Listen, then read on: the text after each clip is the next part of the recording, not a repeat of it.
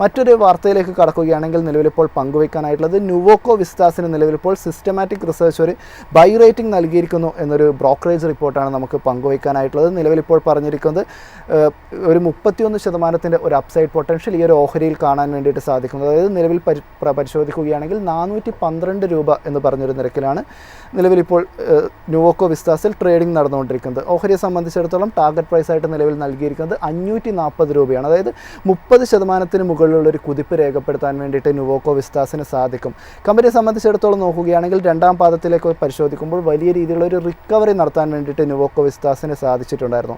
കമ്പനിയുടെ രണ്ടാം പാദത്തിൻ്റെ ഒരു സമ്മറി പരിശോധിക്കുകയാണെങ്കിൽ റവന്യൂ നോക്കുകയാണെങ്കിൽ ഇയർ ഓൺ ഇയർ നോക്കുകയാണെങ്കിൽ ഏകദേശം ഒരു 8% ഒരു നേട്ടം രേഖപ്പെടുത്തുന്നുണ്ടായിരുന്നു. അതായത് എസ്റ്റിമേറ്റുകളെ മീറ്റ് ചെയ്ത രീതിയിൽ തന്നെയായിരുന്നു കമ്പനിയുടെ ഒരു പെർഫോമൻസും. 24.6 ബില്യൺ രൂപ എന്ന് പറഞ്ഞൊരു നിരക്കിലായിരുന്നു.